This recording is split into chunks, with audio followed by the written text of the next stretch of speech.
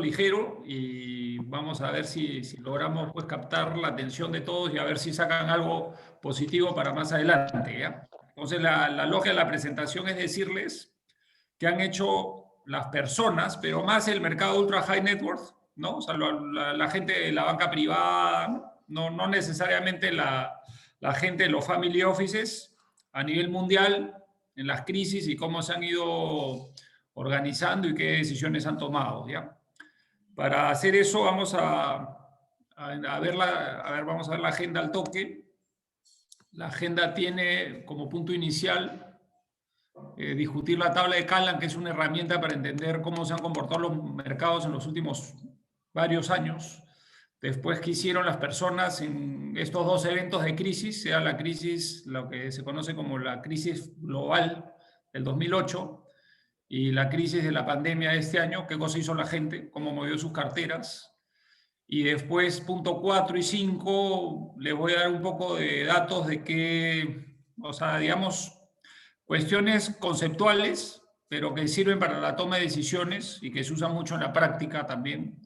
De qué decisiones tienes que tomar para tratar de ser exitoso cuando empiezas a manejar excedentes de dinero, ¿ya? Me interrumpen los que quieran con preguntas en el momento, encantado. Y vamos a ver la tabla de Kallan, ¿ya?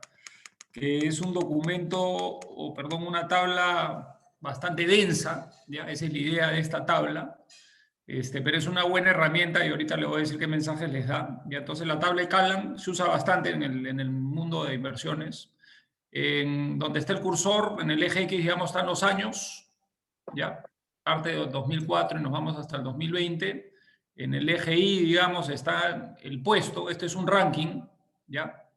Y las cajas tienen distintos colores. Cada color refleja una categoría de activos. Por ejemplo, la primera a la izquierda, ahí donde está el cursor, no sé si la ven bien, dice EEM, eso es mercados emergentes, acciones, y fue la categoría que más subió en el 2004, ¿ya? Ese es el estilo clarito, ¿no? Después viene real estate, entonces después el mercado europeo, después el perfil de riesgo que representa una cartera con 50% acciones, y así sucesivamente. Entonces lo que hace la tabla de Kallan es, te rankea para cada año quiénes fueron los mejores y quiénes fueron los peores, ¿ya? Nuevamente, regresando al ejemplo de Emerging Markets, por ejemplo, en el 2004 fue la mejor, en el 2005 fue la mejor, ¿no? Y estuvo bastante bien en este ciclo 2007, pero por ejemplo 2008 fue el peor. A la hora que vino la crisis del 2008, la peor categoría de activos fue Emerging Markets. En el siguiente año fue el mejor y así sucesivamente, ¿no? Así es como te empiezas a dar cuenta de qué ha pasado con los distintos mercados. El mercado americano, por ejemplo, que es esta donde estoy marcando el cursor, que es un azul un poco más fuerte, que dice el S&P 500, en realidad se ha mantenido en el medio generalmente, ¿no? Ves esa tendencia, pero en los últimos años, si revisan, prácticamente desde el 2014 el S&P 500 se encuentra en el tablero por arriba, en los últimos años, ha estado dando buena plata, ¿ya? Pero ¿qué conclusiones sacamos de esta tabla, ya? Por ejemplo, si ahorita agarran y retroceden la cabeza 10 centímetros, van a ver distinta la tabla, la van a ver más como un collage. O sea, es loco porque en este tipo de cosas, cuando te pegas, ves más los detalles y te alejas, le empiezas a ver como un manto, ¿no? Un manto, un collage.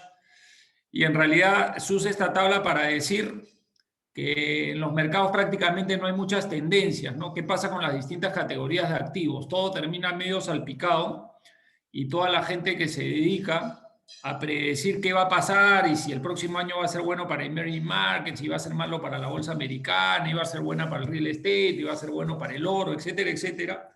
Si tú lo ves a la distancia esto, ves que es una situación sumamente compleja y es bien difícil que se dé.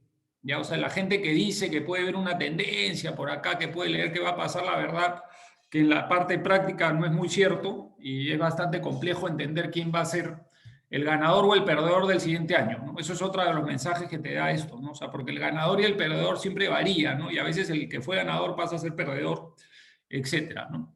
Entonces, existe la cajita blanca, que es la cajita que es una cartera, ¿no? Que tiene un promedio ponderado de todas las otras cajitas, ¿no? Entonces, lo único que se puede hacer es verdaderamente tratar de invertir en la cajita blanca, que es el portafolio diversificado, porque no apuestas a ganador, apuestas al promedio. Lo que te dice la tabla de Callan es que si tú apuestas al ganador, vas a estar acertado algunas veces y vas a estar desacertado otras veces, ¿no? Y, por ejemplo, esta cartera blanca, que es la que tiene una mezcla de 60% de acciones y otros activos, esa ha ganado los últimos 16 años un 7 y pico por ciento, ¿ya?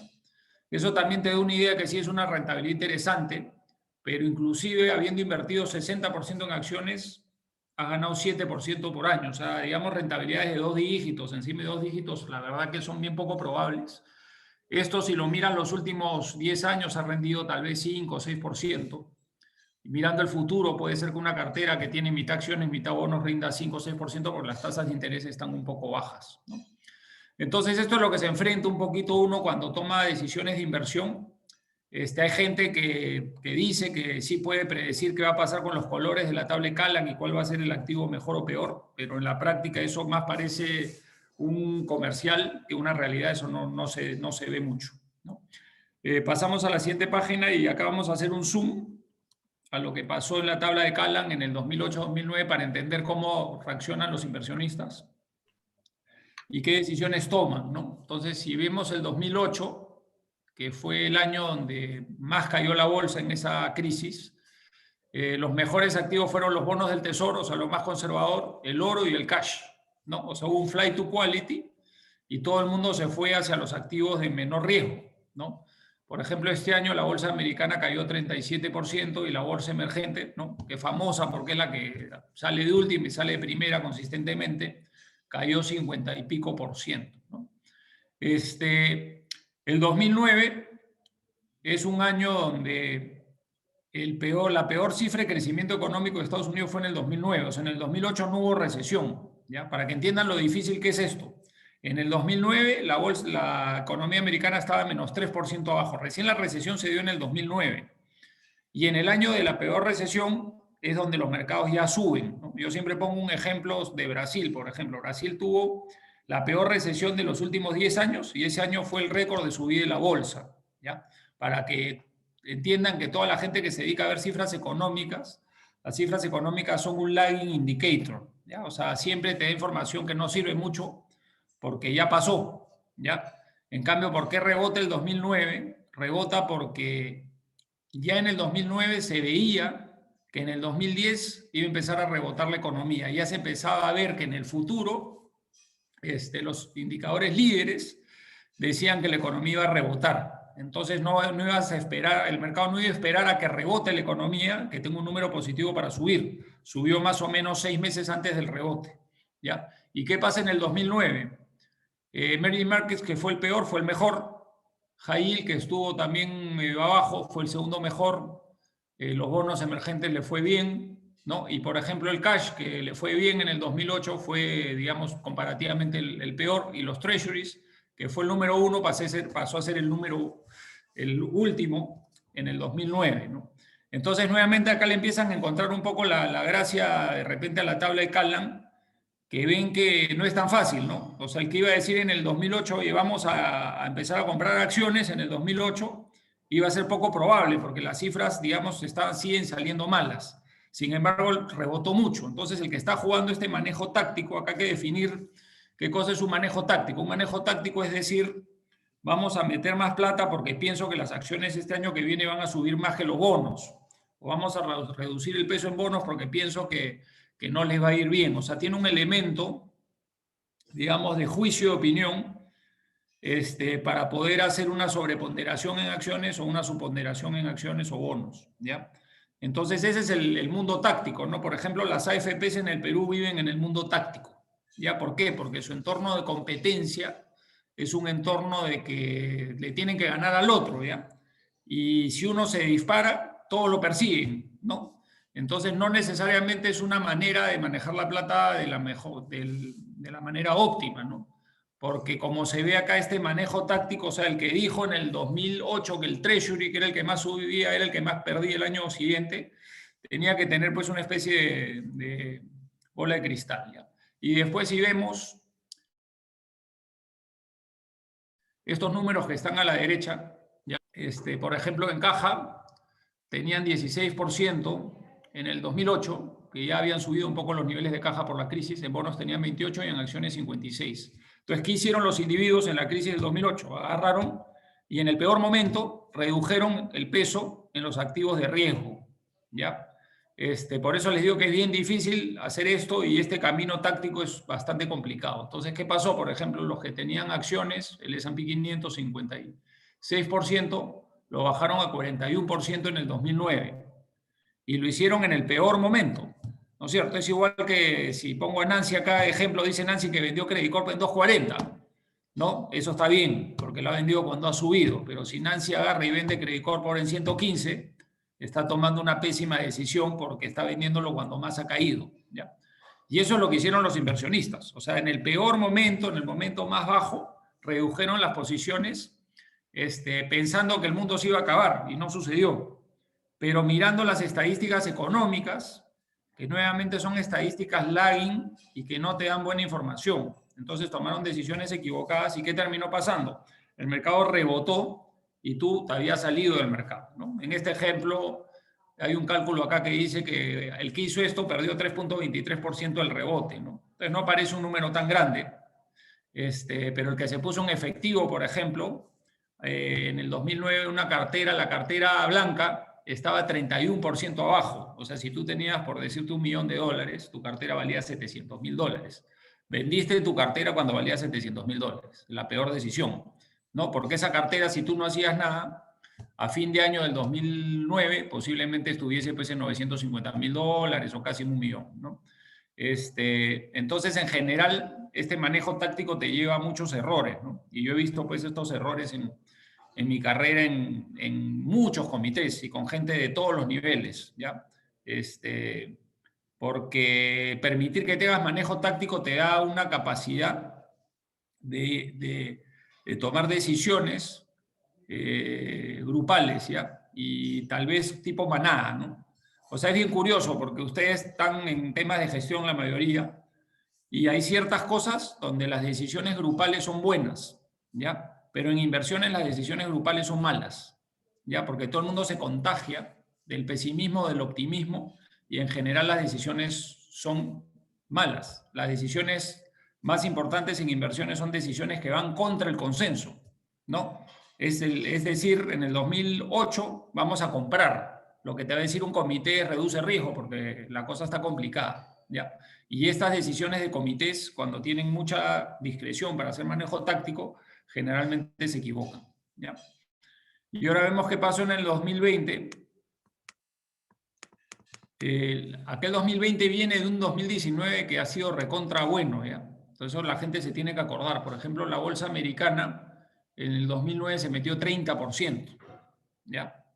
Entonces, si cae un poco la bolsa, no pasa nada porque has tenido una bolsa muy fuerte en el 2009, ¿no?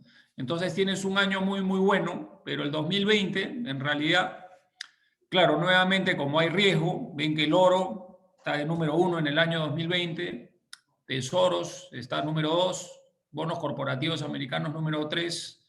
En general, la renta fija, ha habido un flight to quality hacia la renta fija, ¿no? También salió el gobierno americano a comprar bonos, o sea, ha habido un QE más sofisticado, que ya no solo compran bonos del tesoro, sino también compran bonos de empresas, ¿no? Entonces, pero miren, acá los pesos no han cambiado mucho, ¿no?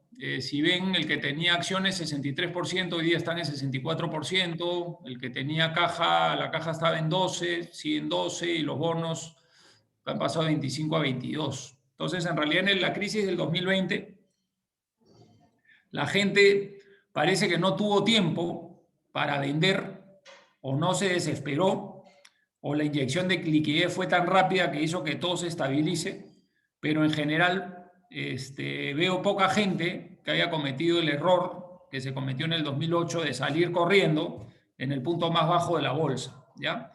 Creo que la gente se ha mantenido tranquila, por ejemplo, con mis clientes en particular, nosotros en la caída hemos estado comprando, ya les voy a explicar un poco el por qué. Pero en general creo que ha sido ordenado y es medio raro, ¿no? Porque es una crisis muy, muy importante, pero nuevamente, ¿no? Acá tienes caídas de PBI de 15%, ¿eh? De 9, 10%. ¿no? Y la bolsa está arriba, ¿no? Para que vean que nuevamente la gente que se dedica a decir yo voy a estudiar la economía, voy a ver qué pasa con el crecimiento, qué se nos viene, no la ha visto, ¿no? Es tan difícil esto para tomar posiciones tácticas que hasta en la crisis más grande después de la crisis del 29, acá la bolsa americana está en 2,77 arriba a esta fecha y en realidad la fecha de hoy está 8% arriba. ¿Ya? Bruno, Acá en realidad no hubo pérdida, no ha habido muchas pérdidas de costo-oportunidad porque la gente no cambió mucho sus pesos, ¿no? una duda, Bruno. Sí. Cuando pones ahí real estate, ¿estás hablando básicamente de REITs, tipo fibras que tienen flujos de arrendamiento o también hay desarrollo? ¿Cómo se hace ese mix de real estate? Ese es el índice REITs, Daniel. Literalmente es el REITs. Es un índice líquido de real estate americano. Ya, o sea, digamos, refleja en parte. Flujos de alquileres que tienen un valor de como si fuera una acción de Claro, flujos de alquileres.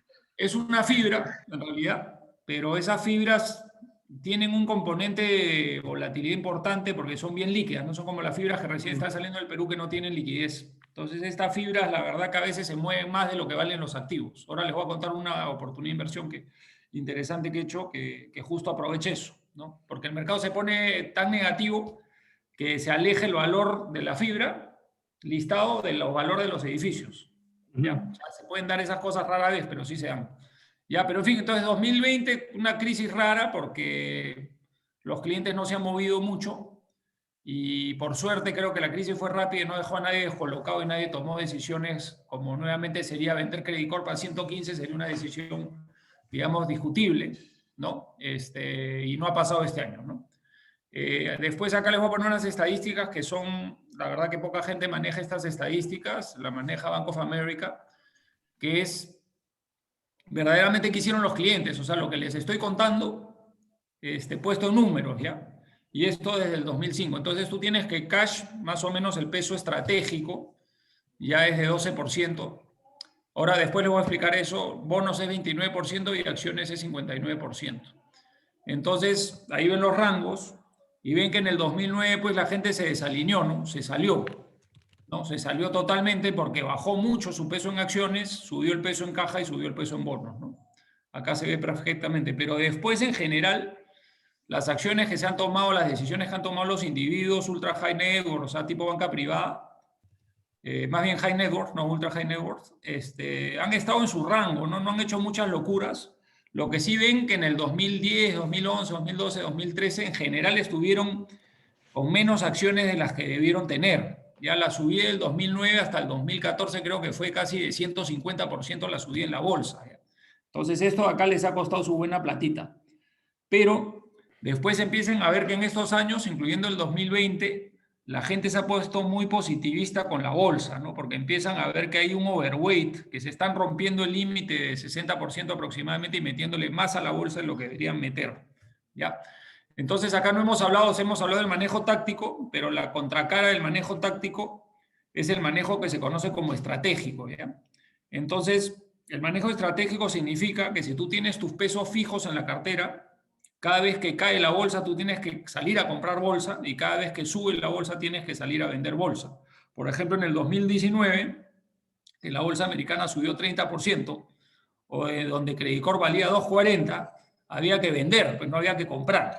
¿Ya? Eso es lo que hace el manejo estratégico, porque, por ejemplo, en una cartera, si yo ahorraba y tenía 30% de mi plata en Credit Corp, se fue a 50% de ninguna manera, pues lo bajas a 30% y de esa manera te estás obligando a vender el activo que se desbocó, ¿ya? Pero funciona bastante bien eso, ¿ya? O sea, digamos, los clientes quieren escuchar que tú haces un manejo táctico en su cartera porque le hacen la yema el gusto, te saco si hay más riesgo, te meto si está más interesante, pero es pura, como dicen vulgarmente, puro bies, ¿ya? En la práctica lo que funciona es, yo tenía 30% de mi cartera en Credit Corp y se me fue a 50, vendo ese 20 y me pongo en caja. Y ahora que tenía 30 y que se me fue a 15 porque se cayó la acción, de repente repongo y la subo a 30, ¿ya? Entonces eso no es que lo diga yo, ¿no? Eso lo hacen pues los endowments. Acá el rey de esa teoría es David Swensen, que es el que maneja el endowment de Yale, ya de la Universidad de Yale. Esa es la manera de ganar plata. ¿Por qué? Porque el que es momentum, el que es táctico, lo que está haciendo es momentum. Compra más lo que ha subido y vende más de lo que ha caído. En cambio, el que maneja sus pesos vende lo que ha subido y compra lo que ha caído, ¿ya? O sea, digamos, esta es una cosa tan intuitiva y tan sencilla, pero en el mundo no es que se use tanto, ¿ya? Se usa menos. ¿Por qué? Porque es más negocio rotarle la cartera a los clientes y comprar, vender, venderle pues un poco de emoción, es más entretenido, pero no es más rentable, ¿ya? Entonces, hay que tener bastante cuidado. Ustedes no sé si algunos tienen, si estás en el negocio de manejar plata y entras a los comités, ese manejo táctico hay que tener pues un cuidado enorme, ¿no? Como les digo, en las AFPs no hay mucho que hacer porque en realidad pues el que se mandó a comprar emerging markets y le dio, todos los demás entran a corretearlo a comprar emerging markets, ¿no? No tienen, o sea, es un mecanismo diferente, ¿no? En cambio, un mecanismo donde eres tú mismo, tu cuenta, deberías tratar de ser lo más disciplinado posible, ¿no? O sea, acá hay un estudio, ¿no? Donde el estratégico le gana el táctico. No es por tanto, porque claro, esto es bien, bien institucional en este sentido, pero si ves clientes que vendieron su cartera pues en la crisis, las diferencias serían mayores, pero aunque no crean esto a nivel de una FP, si tú tienes pues 8% menos o 5% menos en el tiempo contra otra FP, porque esto es un nivel de manejo de dinero sofisticado, digamos, pucha, pierdes a todos tus clientes o te empieza a golpear, ¿no? O sea, que sí tiene impacto económico, ¿no? Después lo que quería enseñarles es este tema de, o sea, acá les podría haber hecho el análisis con Credit Corp, ¿ya? Pero lo he hecho con el S&P 500, que nuevamente es, o sea, uno cuando toma decisiones de inversiones puede ir por un lado de decir, pues compro más de lo que me gusta, me interesa este tema y hago una sobreponderación, una subponderación, pero acá no, acá esto es lo que yo hago con los clientes, digamos, que significa que el S&P 500, digamos, tiene 50% de peso en mi cartera. Si se desboca, yo vendo, y si cae, yo compro. Entonces, todos los puntos verdes, por ejemplo, los puntos verdes al inicio del gráfico es cuando armo la cartera, y después todos los rojos son venta, que significa que se está pasando del peso que yo tenía estimado. O sea, si empieza a subir del peso estimado, empiezo a vender. Con ciertas correcciones repongo, ¿no? Pero acá ven que en las posiciones cuando caen, empiezas a reponer, cuando sube empiezas a vender, y por ejemplo la crisis acá del 2020, ven que es lo que les digo que hemos hecho con los clientes, ¿no? O sea, por ejemplo, todo el 2019, que acá lo estoy marcando, la bolsa subió 30%. O sea, si tú tenías 50% de la cartera en bolsa, por decirte, o 30%, se te iba a desbocar la cartera un montón. Y aparte terminas mal parado, porque si cae la cartera, o sea, por ejemplo, en la crisis de las tecnológicas del 2001, tú tenías 50% y se fue a 80% si tú no hacías nada, ¿no? El múltiplo del S&P 500 está en 28 veces, ¿ya? Y ese 80% después bajó de nuevo a 30%. O sea, si tú no hacías nada, ¿no es cierto? Entonces, pero si tú agarrabas y en ese momento vendías ese 30% excedente y lo invertías a renta fija y simplemente rebalanceabas la cartera, hubo después un bull market de renta fija y un bear market de acciones, ¿ya? Entonces, esto es lo que se hace y acá se ve cómo se genera valor. Entonces, por ejemplo, acá en el 2020 hemos estado comprando y ya cuando la bolsa está rebotando hemos estado subiendo. Esto hace que le ganes al mercado por un poquito, ayuda, pero de alguna manera te hace que participes del mercado y que no cometas errores. No sé si hay una pregunta ahí. Y de ahí ya vienen las fijas, ¿ah? Que la gente quiere las fijas. Bruno, una preguntita con respecto a eso. ¿Cada cuánto tiempo se hace ese rebalanceo? Porque, por ejemplo, ahorita con el movimiento que está teniendo... Mira, lo que pasa es que depende de los costos, ¿no? Yo tengo cuentas donde el costo por ticket más o menos me sale a $100, ¿no? Entonces esto se debería hacer de manera mensual o trimestral, pero dependiendo del tamaño de las carteras que manejas, o sea, si hay costos de fricción bajos, esto lo puedes hacer prácticamente cuando quieras, ¿no? Generalmente lo haces mensual o debería ser trimestral. Para un individuo, pues esto, digamos, es porque yo tengo equipo que atienda a mis clientes y que está metido en esto, ¿no? Y los clientes son grandes y tienen costos transaccionales bajos. Pero para alguien, algo personal, yo creo que trimestral es razonable, pero si ven una crisis, ahí sí tienen que cambiar su mensual y darle una miradita mensual a ver qué ha pasado, ¿no? Ya. Porque si es, o sea, si tú estás mirando eso y tratas de mantener, y otro secreto acá es que, claro, tú puedes decir, bueno, yo soy valiente y soy 50% acciones, 50% bonos, ¿ya? Pero cuando ese 50% se te va a 30%, de repente no eras tan valiente, ¿ya? Entonces, lo que sí tienes que ser es más consciente en tus pesos, porque si tú tienes ya 30% en acciones y 70% en bonos, por ejemplo, el año pasado que subió 30% la bolsa, se te hubiese ido de 30 a 40. Entonces, o sea, lo puedes manejar bien, ¿no? Pero y si se te cae de 30 a 20, tampoco el interés de los bonos por ahí que terminas pues un poco negativo. Entonces, mi sugerencia es preferible tener un perfil más conservador y ser consistente con el rebalanceo que tener un perfil más agresivo el que puedes tener tú y no ser consistente, porque si no eres consistente, en ese momento es donde cometes los errores, ¿no? Y para cerrar, ahí viene la fija, dice que Nancy ha pedido. Entonces acá, claro, acá es donde les pongo pues este concepto de momentum contrarian, ¿no? O sea, el momentum es el que le encanta comprar todo lo que ha subido. O sea, digamos, el momentum es el que compra siempre el activo que más subió el año pasado y el contrarian es el que compra siempre el activo que más cayó el año pasado. ¿Ya? Ese es el extremo, o sea, digamos, el manejo táctico es momentum, porque generalmente terminan diciendo compra más de lo que ha subido y vende lo que ha caído. ¿Ya? Pero el momentum es el extremo, es decir, compro el activo que más subió el año pasado. Y el contrarian es el extremo del estratégico, porque el estratégico vende si sube y compra si cae, y el contrarian es el que compra siempre el activo que más cayó el año pasado, ¿no? Y el que más gana durante toda la historia de inversiones es el contrarian, el que compra el activo que más cayó el año pasado. Pero lo que pasa es que tiene una volatilidad muy grande. Entonces el manejo estratégico es contrarian, y a su vez maneja la volatilidad porque de alguna manera diversifica. ¿Ya? Y acá viene la fija. Entonces, el que tiene Nasdaq, por ejemplo, yo empecé a sacar a los clientes hace 2, 3 meses de Nasdaq, porque estaban 60% en el año arriba. ¿Ya? Hoy día están 30, 40%, con la última subida 40% arriba, yo lo saqué en 60%, porque ya el S&P 500 tiene 30% en tecnología y relacionados, ¿ya? Entonces ya de por sí está jugadazo en el S&P 500. Y encima el que tenía S&P 500 y encima tenía Nasdaq, el Nasdaq hoy en día es como 60% tecnología, ¿ya? Entonces, por ejemplo, a mí, o sea, pero para que vean cómo es, para que alucinen cómo es la manera de pensar, o sea, la gente te puede decir, sí, efectivamente, claro, pues Amazon, Google y varios de estos negocios pues están creciendo y les ha ido muy bien en la pandemia, entonces han subido sus acciones. Sí, pues es verdad, ¿no? Pero esto es todo looking forward, ¿no? Entonces, ¿van a seguir subiendo o no van a seguir subiendo? ¿Ya? Entonces, el que es más táctico de momento va a decir, no, hay que ponerle más plata a tecnología porque viene bien, ¿no? El que es de repente más contrarian, va a decir, oye, yo no compro nada que ha subido 30 este año y el año pasó 40, o sea, tengo un activo que ha subido 70 o 80% en 2 años, me parece una mala compra. Pero acá no estás diciendo en realidad, vende, ¿no? Vende todo, vende pues la utilidad, ¿no? Y eso te hace que te ordenes, ¿ya? Pero por ejemplo, yo en particular, y ya, eso ya se reflejó, porque hace 2, 3 meses, ya por lo menos nosotros, yo a los clientes les dije, suficiente tecnología, ya tienen bastante con el S&P 500, salgan del Nasdaq, porque esta ya me parece a mí que es un riesgo demasiado grande, ¿ya? Y también porque teníamos que tomar utilidades. Oro, leído bien, digamos, el oro pues está en 1800, 1900, casi en 2000 en algún momento, leído bien, ¿por qué? Porque el dólar se debilitó en algún momento de la crisis como refugio. Pero yo he tenido pues clientes que me dicen, Bruno, ya hay que comprar oro, pero ya está pues en 1900, ¿no?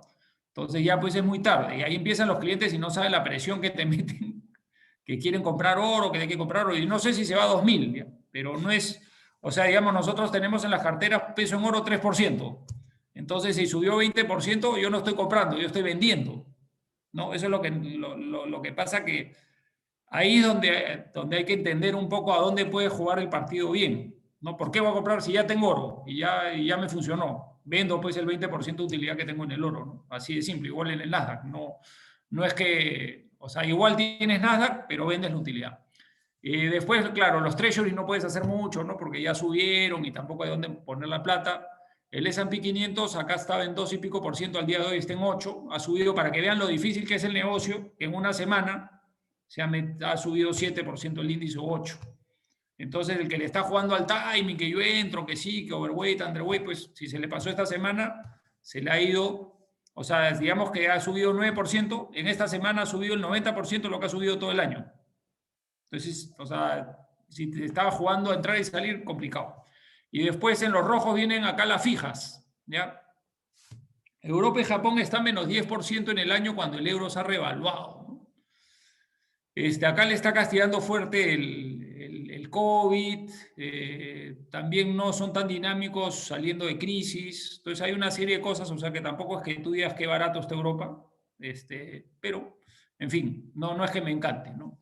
Por ejemplo, real estate, ahí lo que comentó Daniel, este es el índice de real estate de REITs, ¿ya? Pero este índice tiene más peso en torres celulares, en data warehouse, en cloud, ¿ya? Y tiene pues un poquito de oficinas, un poquito de hotel, etcétera, etcétera. Y el 80% está en cosas buenas, pero igual está 14% abajo, ¿no? Entonces, por ejemplo, nosotros tenemos definido en este activo estratégicamente, creo que alrededor de 3, 4% de la cartera, entonces estamos comprando. Entonces, esto compro yo por definición, pero digamos dentro de un orden donde tienes pesos más o menos definidos, uno puede salir y recoger un poquito de esto. Pues esto va a ser pues cosas marginales en la cartera, pero que te van a dar un poco de rentabilidad, ¿no? Financieras, acá estamos pues en el mundo o sea, ¿por qué las financieras están tan abatidas? Porque la tasa de interés de cero y la curva plana no permite que el tesorero de los bancos, en un momento cuando había curva, los tesoreros decían que hacían el 80% de la utilidad de los bancos, o sea, que ya eran lo máximo, ya. No, a ver, los quiero ver ahora los tesoreros. No hay curva, no hay gap, ¿no? Entonces es más difícil hacer plata, ¿no? Y también, claro, se viene una época de morosidad también importante, entonces los bancos están bastante castigados, pero, por ejemplo, también son industrias cíclicas, y si esto se empieza a arreglar, o sea, en la banca no hay ni un tema de modelo de negocio, o sea, porque ya han salido los fintech, pero no es que los fintech los están destruyendo los bancos, ¿no? Entonces no hay un tema de modelo de negocio, es un tema más cíclico. Entonces, si tú puedes comprar, o sea, digamos, buenas acciones, más allá del riesgo Perú, ¿ya? O sea, yo, por ejemplo, acá tú tienes que la acción de Bank of America, Wells Fargo, Citibank, todas están 40-50% abajo en el año, ¿no? La de JP Morgan está creo que 25% abajo en el año, 20%, ¿no? Entonces, son buenas apuestas, pensando a 18, 24 meses, y también coincide, ¿no? Que tecnología se ha comido pues un porcentaje grande del S&P 500 y financieras ha perdido un porcentaje grande del S&P 500, ¿no? Entonces ahí parece que haber una buena oportunidad. Claramente en el Perú pues acciones bancarias están baratas, pero también hay esta nube de política. Pero como les digo, o sea, 115 compras y a 240 vendes, ¿no? Pero acá, no, mi sugerencia ahí es no casarse solo con, o sea, porque por ejemplo Wells Fargo le ha ido mal, ¿no? Los últimos años tuvo una serie de problemas éticos y cosas con los empleados, etcétera, y el modelo de negocio ha tenido algunos problemas, pero Wells Fargo es un tremendo banco y está pues desde su high creo que está 60% abajo, o sea, está tan caído como puede estar Credit Corp, ¿no? Y entonces ahí en bancos hay oportunidades con el índice o podrían haber algunas oportunidades con algunos bancos en particular. No se casen solo con bancos de una sola región, porque si un día le pasa la nube a un país y se complica, sí te puede pegar. Y después empiezan a ver estos activos un poquito más, donde pueden haber problemas en los modelos de negocio, ¿ya? Y otra cosa que tienen que saber en inversiones es que en todo lo que es inversiones hay un judgment call, ¿ya? Un juicio de opinión. O sea, nadie gana plata cuando invierte después de que ya pues se sacaron la vacuna y que todo el mundo sale de vacaciones y se llenan todos los hoteles. Ya nadie gana plata porque en ese momento ya subieron los hoteles, ¿ya? Tú ganas plata cuando tú dices, pienso que va a salir la vacuna o pienso que esto va a caminar tarde o temprano, ¿no? Te puedes equivocar porque nadie tiene la certeza en este tipo de decisiones, ¿ya? Entonces, mira, hoteles también es interesante. El tema en hoteles es que es un tema de timing porque tampoco creo, aunque pueden haber temas de modelo de negocio, puede haber más tiempo. Acá creo que la duda es si en 2-3 años se reactiva la capacidad, pero creo que el mundo no va a parar de viajar, salvo que lo de las pandemias pues sea una constante. Entonces yo ni en financieras ni en hoteles veo temas de negocio, lo veo una situación más puntual, o sea que sí me parece, por ejemplo, ese índice es invertible, puedes comprar el índice y son índices de hoteles de lujo, de buena calidad. Eso es una apuesta contraria, ¿no? Asumiendo que el mundo pues va a mejorar, y que tarde o temprano pues la gente va a viajar y va a usar los hoteles, ¿no? Y después, la que está más caída en este mercado es de oficinas, ¿no? Y ahí, si quieren, vamos un poco con la duda que tenía Daniel. Entonces, ¿qué está pasando acá en el mercado de oficinas? Efectivamente, en el mercado de oficinas no es un judgment call únicamente de que cuándo va a ser la recuperación, cuándo sale la vacuna, etcétera, etcétera, sino puede haber habido un cambio en el modelo, ¿no? ¿Por qué? Porque el home office pues, puede volverse muy relevante y puede hacer que se achiquen, que sobren espacios, o sea, que haya capacidad instalada ociosa, vacancia, como dicen, o que paguen menos renta, ¿no? Entonces, acá sí está, digamos, acá está pasando una nube que se ha estancado un poquito sobre las oficinas, pero ¿qué pasa, no? Que yo puedo conseguir hoy día en un REIT en Estados Unidos con propiedades en Nueva York, en San Francisco o en Chicago, que son unas propiedades pues que cada una vale $1.000 millones, y son unas propiedades espectaculares, con un cap rate de 7%, ¿no? Y acá un producto local o colombiano, chileno, me quieren vender un cap de 8%, un cap rate de 8%. Acá estos productos tienen cap rate de 7%. Claramente que la cosa se puede poner fea, sí se puede poner fea, ¿no? Pero con tasas de interés bajas, cercanas a ser un cap rate del 7%, comprándote un edificio en la Quinta Avenida de Estados Unidos, puede ser que no esté tan mal, ¿ya? Entonces, por ejemplo, ¿qué hemos hecho acá nosotros? Hemos entrado en un vehículo complejo, que es un vehículo medio activista, que al día de hoy, a precio de mercado de hoy, puede entrar al REIT, tomar control, deshacerlo, y las propiedades valen 2 veces de lo que vale el REIT en el mercado, ¿ya? Entonces son cosas que surgen ahora, que digamos que tienen, claro, que tienen acceso a ciertos clientes, y también me puede ir mal con los clientes, ¿ya? Pero claro, digamos, estoy comprando unas propiedades a 1 con un cap rate de 7% y que ha caído la acción 50%. Entonces tengo mi grado de un safety margin, ¿no? Interesante, me puedo equivocar, y también esto es para hacer algunos retoques, ¿no? Y eso es un poco lo que les quería decir, y espero que les sea de utilidad mis consejos. Bruno, ¿y aviación, o energía, petróleo? ¿Qué piensas de eso? Claro, o sea, por ejemplo, energía está barato, pero tiene un problema más secular, ¿no? Aparentemente. O sea, puede estar barato porque los PBI de los países están bajos y porque el consumo ha sido bajo, pero también pueden haber algunos temas seculares detrás de eso, pero sí me gustan, o sea, ahí sí me gustan empresas, o sea, las más grandes con buenos dividendos sí me parecen interesantes, ¿no? Pero no sé cuánto está el índice abajo en el año, podría estar en 30, calculo, por ciento abajo. Entonces sí me parece interesante como una apuesta cíclica de recuperación. No veo el petróleo más arriba, pero la realidad no lo sé. Pero sí es un espacio interesante, pero tiene un problema que va más allá del COVID, ¿no? ¿Y aviación cuánto puede demorar en recuperar? Aviación es un play tipo hotelería, ¿no? Pero lo que pasa es que el balance sheet de las empresas de aviación claro, es mucha es plata. tan malo que tú pues estás en LAN y te han sacado el alma, pues, ¿no? O sea, porque los balances son malazos. Entonces tú, cuando tienes un tema de rebote, la deuda te puede diluir, ¿no? O sea, ¿qué es lo que va a pasar con LAN? O sea, le van a terminar una reestructura donde se están defendiendo los dueños, ¿no?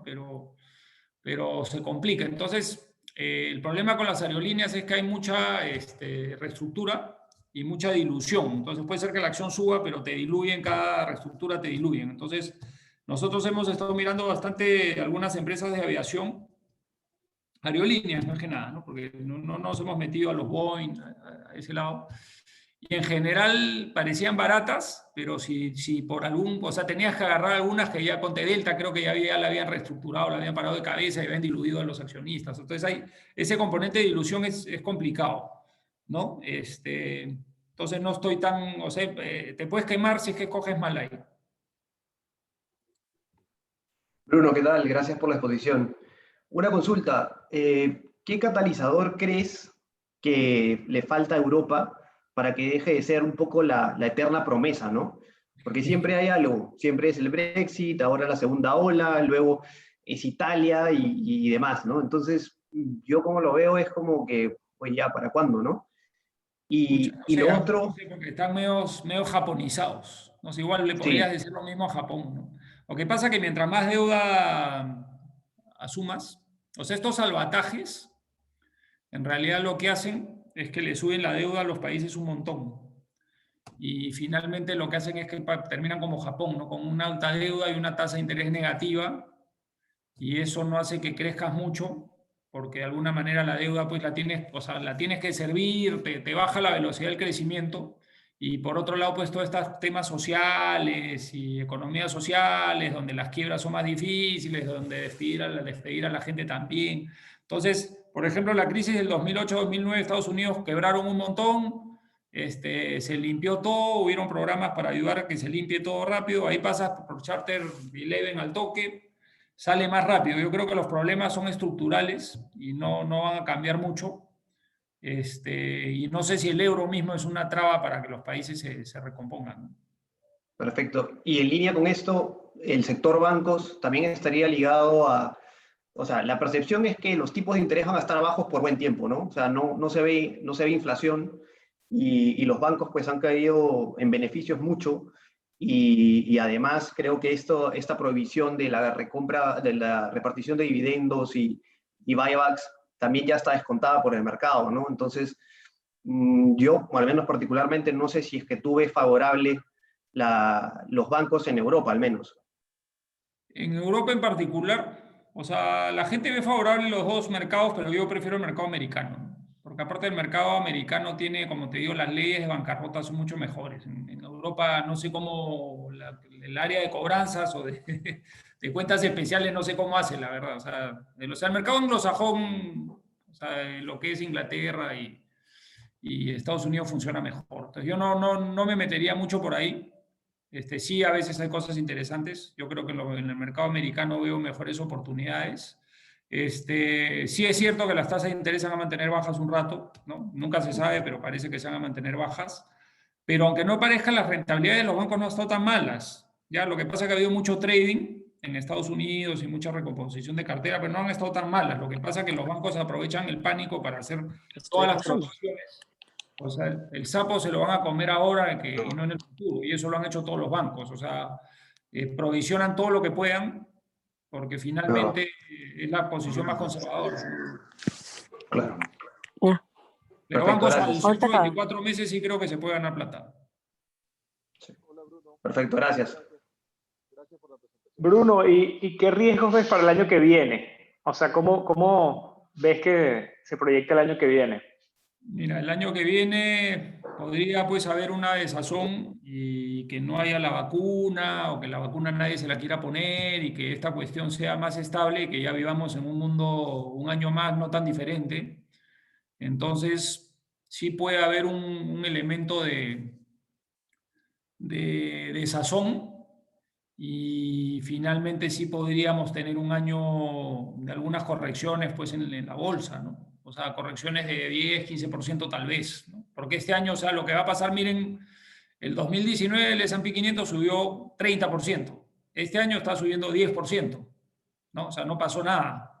Entonces, más allá de la pandemia, etcétera, al final pues es normal que haya 30-10 y un año menos 5, porque finalmente sumas 30-10 menos 5, 35 entre 3, te da más de 10%. Y si tú piensas que el mercado debería rendir 8%, tiene para caer la bolsa 15% y no ha pasado nada. O sea, nadie debería ni de llorar ni afligirse, porque es lo normal. ¿Y en China ves oportunidad, en Asia, emergente? ¿Cómo? O sea, digamos, ahí en China hay pues el tema del mercado, la liquidez, las acciones tipo A, las locales, o hay ciertos arbitrajes. Pero esa es la pregunta, es una buena pregunta porque digamos, lo que está muerto, ahí en la tabla de Calan, pues, Emerging Markets, aunque este año no se ve el índice tan malo porque China está en azul. Lo que Sí, pasa que ahí es una dicotomía entre lo que es China versus lo que es ya, Latinoamérica. pues. O sea, la bolsa peruana ya ni la veo, pero podría estar pues 20-25% abajo. Y tanto así Colombia y tanto así Chile, ¿no? Entonces lo que pasa es que los productores de commodities han estado medio golpeados en general. Ya. Y por ahí creo que va el tiro de Latinoamérica, ¿no? Entonces, todavía nadie está diciendo que los minerales van a estar tan altos, el petróleo no va a estar tan alto. Entonces, como que el trade, o sea, el trade de Latinoamérica es un trade de recalentamiento de la economía global, ¿no? Cuando todo está al tope, capacidad instalada así al máximo, full infraestructura, full inversión, sea China o el mundo, Latinoamérica está bien, pero en un mercado de capacidad instalada ociosa, como que los productores de commodities no se les ve tan bien, ¿no? China ya es diferente, porque China es un productor de valor agregado, en teoría, ¿no? Ya. Bruno, ¿y qué pasa con el FX? ¿Cómo ves el tipo de cambio? O sea, no hay mucho fundamento en lo que está pasando ahorita. Yo me niego a responder tipo de cambio. Tipo de cambio no se sabe, mira, porque inclusive el dólar ha tenido buen momento, o sea, mal momento contra el euro y después ha recuperado un poquito. Ahí sí no me animo a dar opinión, la verdad, porque, o sea, la balanza comercial creo que no ha estado ni tan mal en Perú, ¿ah? Pues también se achicaron las importaciones.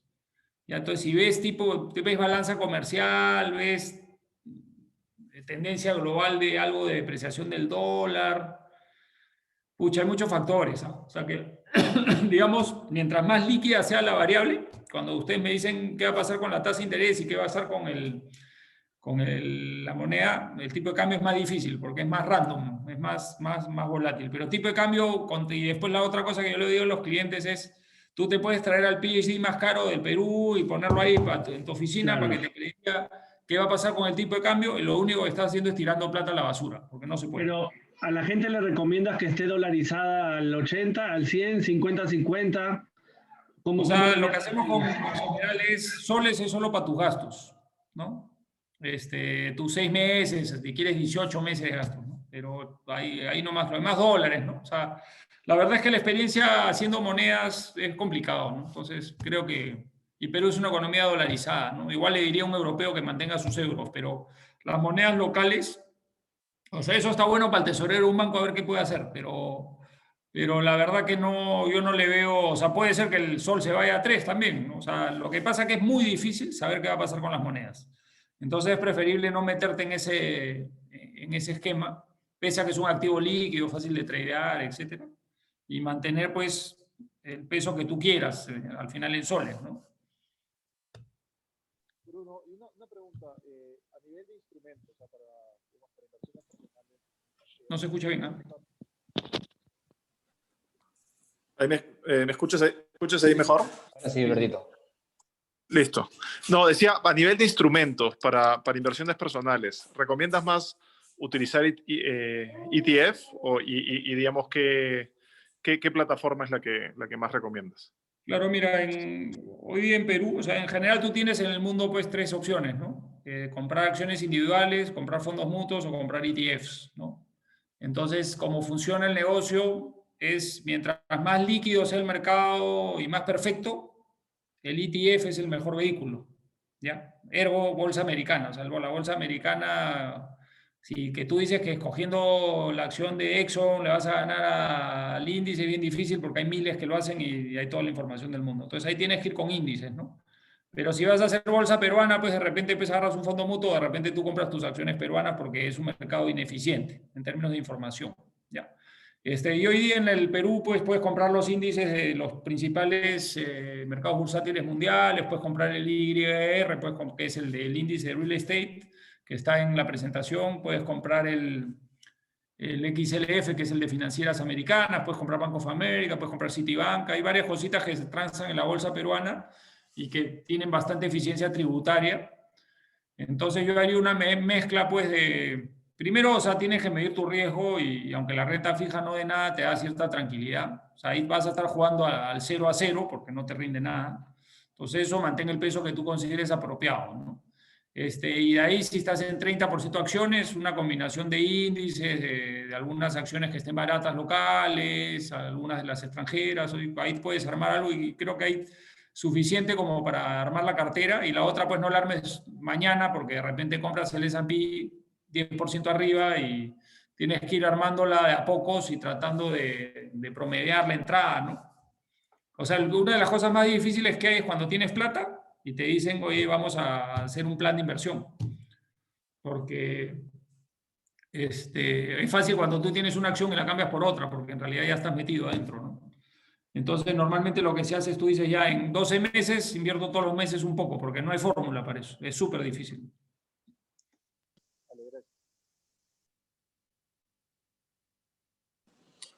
Bruno, tengo una consulta. Estuve leyendo sobre el tema del desempeño de los valores en la bolsa americana y decía que hay un fuerte impulso de la Fed que se ha metido a comprar muchísimo en valores de la bolsa y que eso aparentemente está haciendo como que distorsionando un poco los valores, ¿no?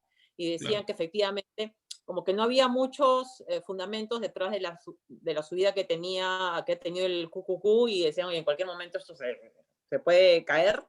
¿Cuándo? Va a depender de cuándo le dejen de meter gasolina a la Fed, ¿no? Porque, claro, la billetera de estos señores es Claro, toda, enorme. ¿no? Entonces, ¿cómo tú ves ese riesgo? O sea, digamos, lo que hicieron pues fue la inyección de liquidez, que era lo que tenían que hacer, y lo que hicieron esta vez, o sea, la vez pasada compraban treasuries y así inyectaban liquidez, y ahora han comprado treasuries y bonos corporativos de alta calidad y bonos corporativos de los que son los Falling Angels, que son los que salían de investment grade, ¿no? Y también han comprado esos bonos, ¿no? Tipo Ford, la empresa de carros. Entonces ahí han metido bastante plata, ¿no? No han comprado la bolsa, ¿no? Pero lo que pasa es que si a ti te compran tus treasuries y tus bonos, sobra plata y esa plata después la usas para comprar bolsa. Entonces toda esta inyección de liquidez, y la historia ha sido esa, ¿no? No ayuda a que la economía real repunte. Simplemente es un cambio de manos de activos financieros y termina generando un poco burbujas y revalorizaciones muy altas en los activos líquidos, porque la plata no regresa con mucha facilidad. Tú le das plata a los bancos y ahorita no prestan, pues, ¿no? O sea, en general, en el mundo. O sea, la inyección de liquidez no llega a la economía real con facilidad si no se va al mercado financiero. Y de alguna manera te puede inflar los activos, ¿no? Entonces sí existe ese riesgo, ¿no? Pero por otro lado, el gran supuesto acá era que la economía, por ejemplo, si cayó 7 en Estados Unidos, que el próximo año rebotaba 6. Ya yendo a la pregunta anterior, si la economía solo rebota 3, la bolsa se va a caer, ¿no? Y eso va más allá de la liquidez. O sea, nuevamente acá el supuesto por la cual la bolsa sube es que en el 2021 hay un rebote muy simétrico a la caída de este año. Y eso es un supuesto que el mercado compró, ¿no? Si ese rebote es mucho más lento, la bolsa podría perder peso, ¿no? Bruno, y cuando mencionabas que tus clientes te decían con el oro, que querían comprar oro, yo me sentí identificado porque me pasa más o menos igual el caso. O sea, tú proyectas que pudiese haber inflación y que el oro debería subir, o sea, ¿cómo? O más bien piensas que no se debería materializar como pasó en el 2011 y más bien el oro cayó. Claro, o sea, el tema es que el oro, los últimos 20 años creo yo, ha sido más una moneda que un hedge de inflación. Entonces lo que ha pasado es que el oro ha ido bien cuando el dólar ha ido mal. ¿Ya? Entonces, este año también ha subido el oro porque la gente pensaba que el dólar se iba a devaluar, ¿no? Y que en parte ha pasado, ¿no? Entonces, teóricamente, el libro de texto, el oro era un buen activo cuando había crisis y cuando había inflación, ¿no? Los últimos años han habido crisis, pero no ha habido inflación, ¿no? Entonces, lo que dicen los expertos es que el oro es una moneda más y que se vuelve más atractivo cuando la tasa de interés del dólar es baja, porque como el oro no te paga intereses, pues prácticamente se vuelve como un sustituto. No estás dejando nada en la mesa porque ganas cero con la plata y ganas con el dinero y ganas cero con el oro en términos de flujo. Entonces la gente lo prefiere. Entonces va a depender, o sea, más que de inflación, sino va a depender un poquito de cómo ve el mundo el dólar versus el euro. Creo. Y Bruno, valores peruanos vinculados a la clase media, tipo Bacus, tipo Alicorp, ¿no? Que tienes, no sé, pues el 60% de la pasta, los detergentes o el 100% de la cerveza del país. O sea, Son interesantes, o sea, sí me gustan. El tema, lo que pasa es que no he mirado a Licorp, la miré hace un tiempo y sí me parecía súper interesante. He leído bien, ¿no? Los negocios que tiene son bien anticíclicos, o sea, eso es lo que se conoce como consumer non cyclical, una cosa así, no sé, eso es, este,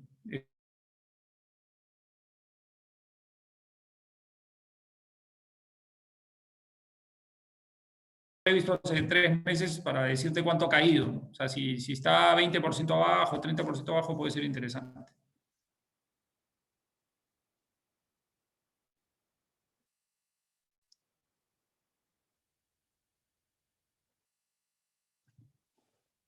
No sé si hay alguna preguntita más.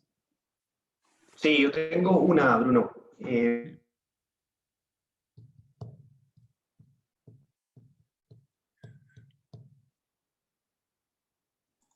Se cayó José.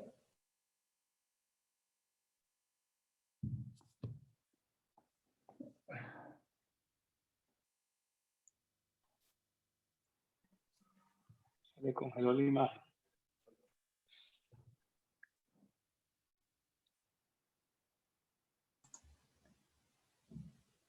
José ha perdido su oportunidad. No lo deja regresar ahí, Nancy lo ha tachado ya.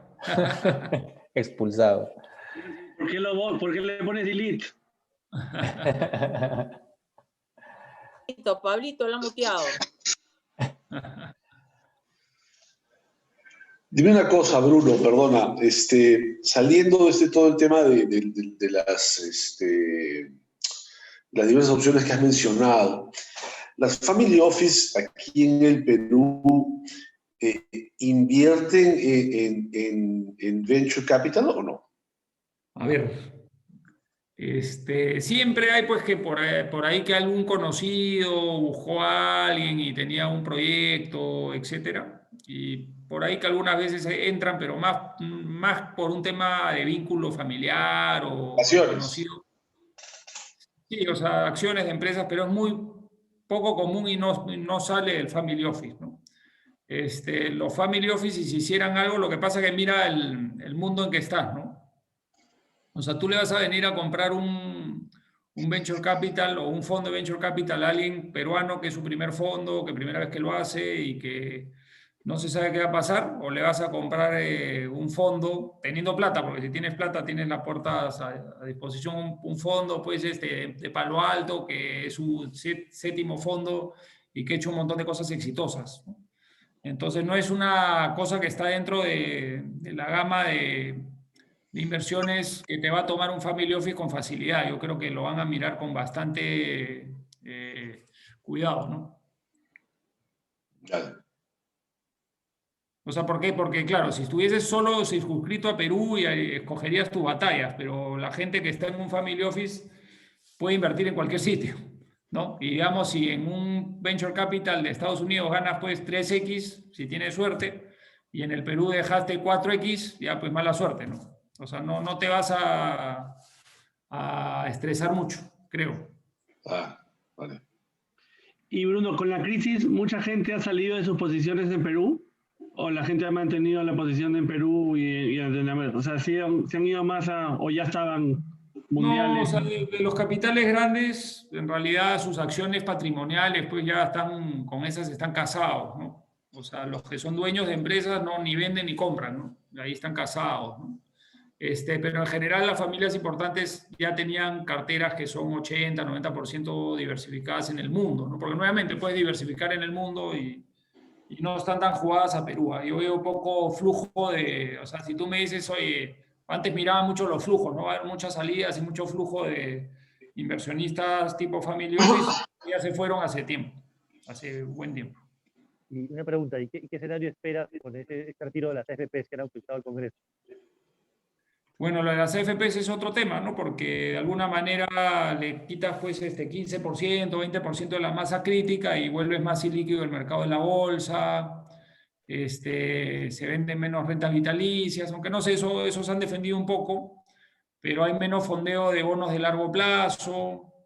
O sea, es un tema. O sea, por suerte todavía la banca tiene acceso a emitir bonos de largo plazo, ¿no? Porque todavía el mercado los compra, el mercado internacional. Pero imagínate que la banca no puede emitir bonos a 20 años, 30 años. A ver, ¿quién financia un hipotecario? ¿Quién? O sea, el ecosistema de AFPs, compañías de seguros, es un ecosistema que permite financiar el crecimiento del país. Y cuando se van por este tema de que te dan la plata, bueno, pues hay una necesidad de darles la plata, pero en la práctica están rompiendo con un fondeo que había de largo plazo que Perú nunca ha tenido, ¿no? Ahorro. Sí. Aparte de que, claro, la gente pues va a llegar adulta y va a tener menos plata para vivir, etcétera, pero sí tiene un gran impacto, ¿no? O sea, eso puede tener un impacto importante en la financiación de proyectos de largo plazo, ¿no? Ahí si quieres yo puedo añadir. ¿Qué tal, Bruno? ¿Cómo estás? Justo verte. Santiago, ¿cómo te va? ¿Qué tal? El mercado de emisiones locales está bastante seco sin las AFP, ¿no? Eso es lo que yo veo directamente y salvo sedes, que es algo en que las AFP sí entran bastante porque el fondo cero es el único que sí se ha mantenido. Emisiones de más de un año no han habido durante la cuarentena. Claro. O sea, por un lado se te ha ido un player que en bonos locales te da pues el 50% del mercado, y por el otro lado, al haberse ido, no solo no tienes el volumen, sino que tampoco no tienes el que te compite con las compañías de seguro. Y si un AAA antes salía pues a 100 básicos, ahora por volatilidad, por cómo están tradeando bonos AAA, sale 170, 180 básicos. Y los emisores están diciendo, mejor me siento a esperar a ver cómo termina esto, ¿no? Nadie quiere malograr pues su rating crediticio. Entonces, y eso es pues lo que está golpeando. Sí, o sea, la cosa no es broma, ¿no? O sea, es un pequeño cambio, pero por ejemplo, toda la gente que está en asset management, ¿no? Que ha creado fondos y que su esperanza era venderle los fondos a las AFPs, ¿no? Y desarrollar el mercado de capitales peruanos, eso pues va a hacer que la AFP no te recibe ya, porque no tiene liquidez para apoyarte en alguno de esos proyectos. Entonces, la verdad que o sea, es bien serio el tema. Más allá del tema social, si es correcto o no es correcto, consumo futuro versus consumo presente, el impacto que tiene esto sobre la economía va a ser súper relevante. Una consulta, Bruno, o sea, los fondos family offices chilenos sí invierten bastante en la bolsa local, ¿no? ¿Qué haría falta para que inviertan también los family offices locales más en la bolsa local? Como que buscan otro tipo de instrumentos, así, o sea, en bonos locales en Chile sí entran bastante. Yo en bonos locales aquí llamo a Grío tal, ni me contestan el teléfono, ¿no? Me imagino que un argumento es liquidez, pero ¿es solo liquidez la incapacidad de salirse, o es yields, o no confían, o qué podría ser? Lo que pasa que la situación en Chile era o sea, gran parte del dinero estaba totalmente repatriado, ¿no? O sea, digamos, si tú veías la masa de dinero en Chile, creo que el 60% de la plata de family offices estaba en Chile y el 40% afuera, o 50-50, ¿no? Acá en el Perú, prácticamente por razones, no discuto las razones, ¿ya? Pero prácticamente es 90% afuera, 10% en el Perú. No, o sea, todo es plata declarada y transparente, ¿no? Pero, digamos, la liquidez no la tienen en el Perú, porque el Perú históricamente se ha portado mal, pues, ¿no? Entonces, Chile no. Entonces yo creo que es un tema, hay varias cosas, pero eso puede ser una de las razones. Y también es el origen, ¿no? Porque mucho del origen del family office chileno es tipo single family office. Y el origen del family office, entonces el single family office es más una especie de investment office, ¿no? Con algo de base de M&A, o sea, es más transaccional de M&A empresarial. Y el family office peruano es más un multifamily office que ve la parte líquida de los clientes. ¿Ya? Y no llega a hacer transacciones. O sea, a un family office chileno tú le traes un edificio en el Perú y te lo compra, ¿no? Pero un family office peruano difícilmente compra un edificio porque el equipo que tiene ese family office, o sea, el cliente lo ha contratado para manejar su liquidez, no para manejar la plata empresarial. Salvo Breca, Grillo, ¿no? Que tienen otros perfiles. Pero en general, en los mercados líquidos, acá se ha manejado medio mal el tema en los últimos años y la gente no tiene la plata acá, ¿no? O sea, por ejemplo, en México pues está listado pues, todos los activos habidos y por haber del mundo, ¿no? Y los compran a través de México, ¿no? Pero no sé si ha sido, yo creo que ha sido un tema de riesgo político estructural, donde la parte líquida no piensa que el Perú es un buen sitio, ¿no? Y Bruno, en esa línea, ¿cómo ves el desarrollo del Family Office en el Perú? O sea, en Chile ya tienes varios grupos, varias formas. En Perú es una situación en que el mercado recién se está formando, ya se alocó todo el capital y ya todos los Family Office ya lo que podría ser existe, ¿o crees que esto va a dar un segundo paso, un tercer paso? Claro, o sea, en el Perú, mira, en la penetración de Family Office sobre el top 100 es más o menos el 60%, hasta un poco más. O sea que sí está penetrado el mercado. Lo que no ha pasado en el Perú es que los grandes grupos han hecho single family offices, ¿ya? Entonces, lo que va a terminar y ahí empezó a pasar, porque Grillo es una especie de single family office, Breca parecido.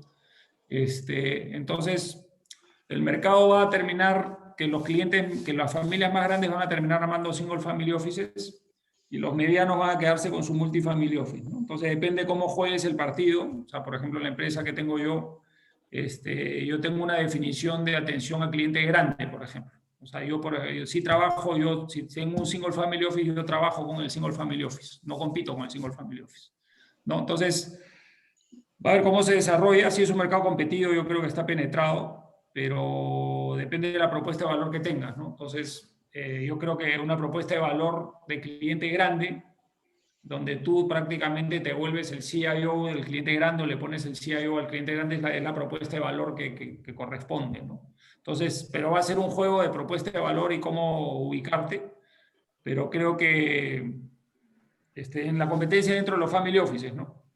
Pero creo que lo que se viene son single family offices en el top 20. Va a haber más single family office y eso va a hacer también que el mercado se ponga un poquito más sofisticado. Y eso no es necesariamente un mercado para los multifamily offices, ¿no? Bruno, ¿y cómo ves los flujos, pero ya a nivel región? Porque, claro, antes veíamos a México, Brasil con tasas de, hasta el 2017 Brasil tenía una tasa de 10.25 por ahí, y ahora está una tasa de 2. Entonces ya no es tan atractivo como, o sea, la inversión. Y por nuestro lado, Perú es un mercado pequeño, sin emisiones. ¿Cómo crees que esto va a afectar finalmente al flujo de la región Latinoamérica en su conjunto?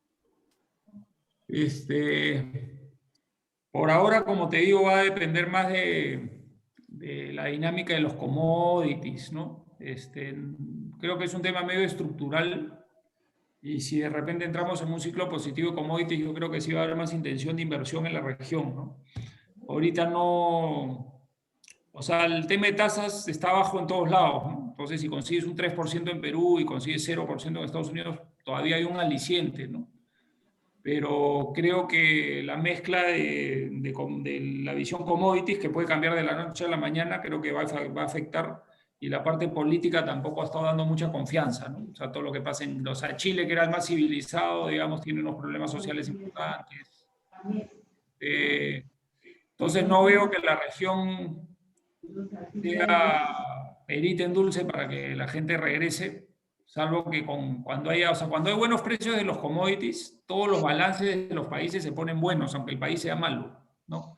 Pero no veo eso sucediendo en el corto plazo, ¿no? Entonces no veo tan claro. O sea, por ejemplo, a mí me vienen a buscar pues con un private equity regional o sea, private equity buyouts regional.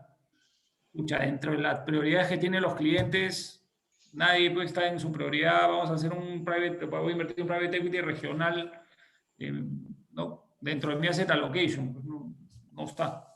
Entonces creo que está no está tan fácil, ¿no? Y encima se va la plata de las AFPs, entonces la verdad que no está tan fácil, pero esas cosas, lo que sí hay que ser conscientes es que las cosas en estos mercados cambian de la noche a la mañana, ¿no? O sea, digamos, todo dice que es así, pero de repente en un año y medio viene un bull market de commodities y se vuelve una región muy demandada, ¿no? Pero el día de hoy no está tan claro.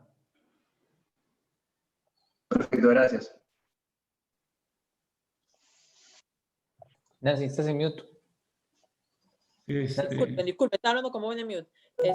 Brunito, no te queremos robar más tiempo. Muchísimas gracias, la verdad que súper, Un aplauso, ¿no? Además de entretenida, mucho valor tu presentación. Te agradezco mucho por tu generosidad en regalarnos tu tiempo, la verdad. Muchísimas gracias. Un lujo tenerte con nosotros. Encantado de estar con ustedes y ahí la presentación la pueden compartir si necesitan y nada, pues siempre a servicio de los que quieran algo, ahí estamos para ayudarnos. Muchas gracias.